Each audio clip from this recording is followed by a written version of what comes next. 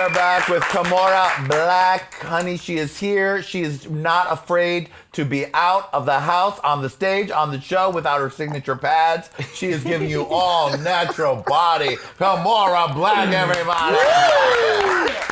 Looking good, feeling good, sweetie. So take me back to that first time in drag. I was like maybe 16, 17. I had on like this gross tank top that I made into a gorgeous dress.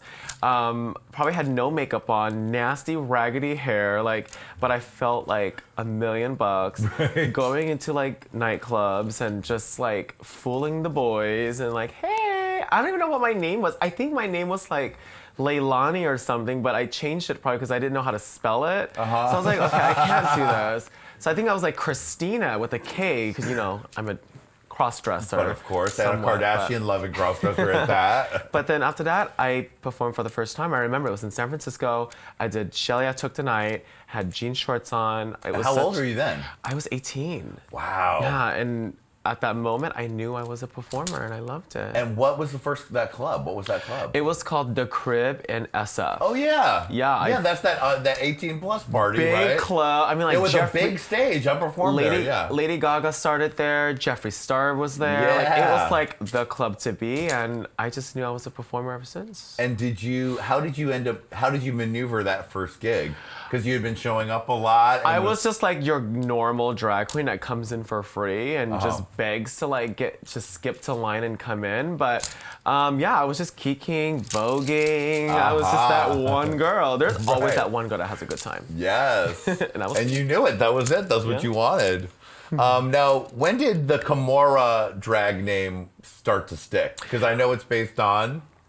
Kimora Lee Simmons, love her. I mean, Kimora Lee Simmons is like gangster. Like, just to see her diva attitude in her like dressing room was just amazing. And she was Filipino, and I was just like, you know, when I was watching her show, it was really rare to see like a Filipino celebrity or someone that's so powerful like she is. So, but I was like, I kind of want to be Kimora. Right. Kimora. Yeah, I'll take it. And then the black? I'm obsessed with Blac Chyna too. I mean, right, because it's the spelling, yeah. I mean, I just feel like I sound like I just love reading magazines, but I love all the girls. I mean, I love Blac Chyna because I love being stripperish and gorgeous. Yes, I was like, hey, let's just do Kimora Blac. And it clicked. And it did. And I went right through. And you did it. And when you sort of thought about what you would become as a drag queen, did you think of it long term, or did you have another career in mind and then it kind of just grew? When I was in Vegas, I mean, I was doing makeup on the side and doing drag. Okay. I love, love, love cosmetics. Love it because it can just make me gorgeous from a man. But I always knew I wanted to do drag. Whether it was like $100 gig or a $50 gig or doing for tips. I mean, I came from that time where it was like just for tips. So I loved it because just being in drag was just great. You know, I mean, there was one point where I was gonna actually transition. Like, I thought about, you know, like, I'm so fond of women's clothing and hair and, you know, like, I mean, even at the mall, I go towards the girl stuff. Like, I don't even know how to shop for guy stuff. But I just knew, I was like, you know what, drag is where I want to be and what I'm, you know, pictured to be. So I didn't really transition.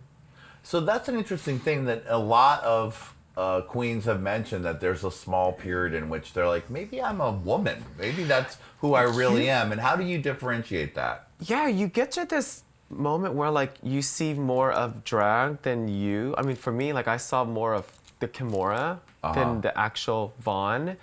But I love basketball shorts and I love my beard. Right. So I feel like if I love that too, and I love dressing up and things like that, I feel like I'm content. I'm good. I'm not really, you know, like need to be a transsexual. Like, sure. Well, you're not. Then you're good with the duality as part of what you like about it. I love it both, and I think I'm kind of. I don't know. Is that gender fluid? Is that what I that guess, means? yeah. I guess. Okay. Yeah. Kind of fluidity. Yeah, that's good. Was that a big word? I mean, you did it.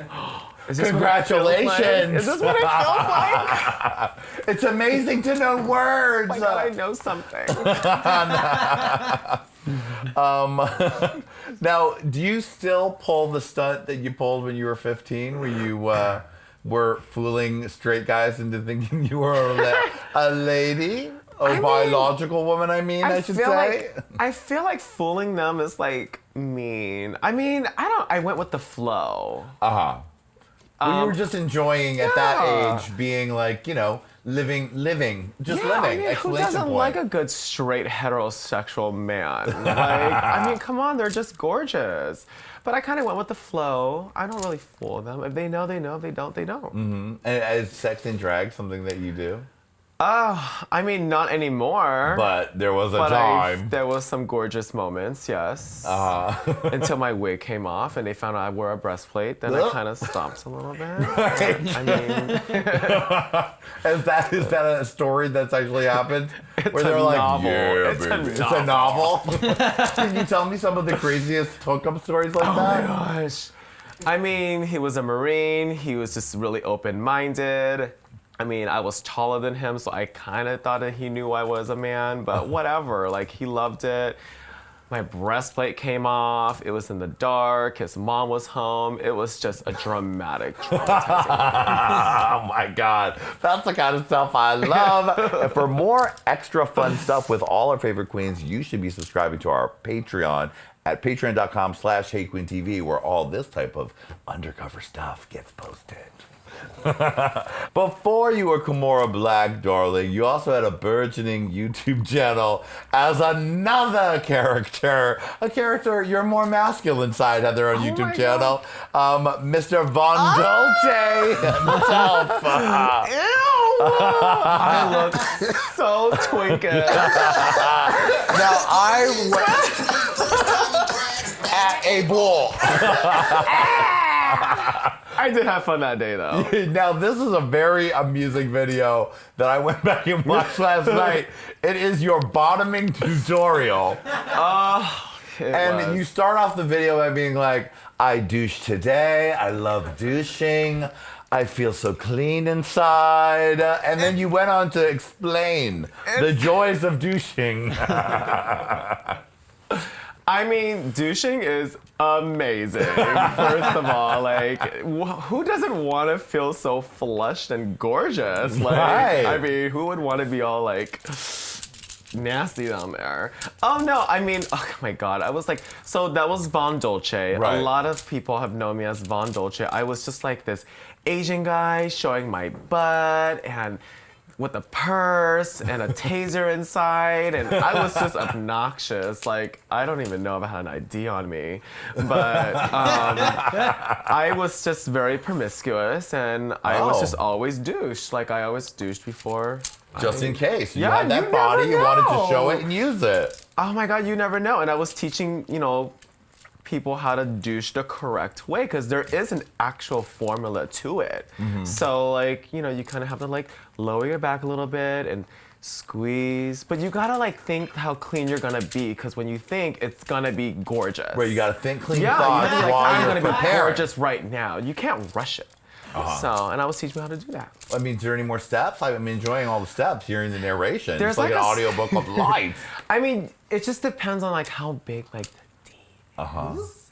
You say queen, you can say the dick. So you gotta know how big the dick is gonna be, and that kind of tells you how much to eat that day. If it's gonna be a gorgeous, humongous situation, and you kind of have to not eat. Mm-hmm. But if it's gonna be you can eat a little bit of something. Okay, good to know. But yeah, douche.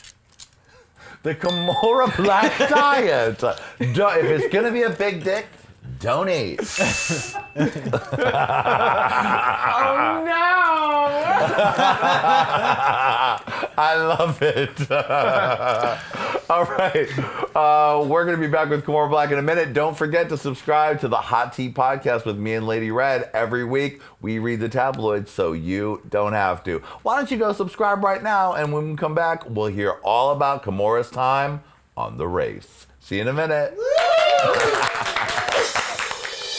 Hey Qween. We were just in the break talking about Kimora's new panel at DragCon. How to douche with Kimora Blac. The tucking panel could never. Okay? Lady Red, are you going to help Kimora at her new panel? Hell no.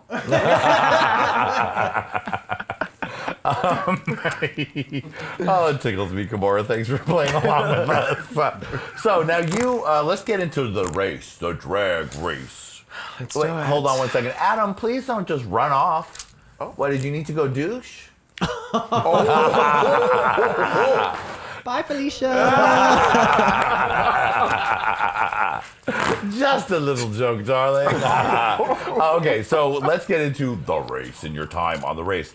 You auditioned 3 times, right? 3 times? Yeah, 3 times. Now, when you look back at your different audition tapes, because I mean, I know when I saw the season 3 casting special for RuPaul's Drag Race, you saw so many queens who eventually did get on, but their look was much different. Was your look solidified by the time you started doing it, or did it really change?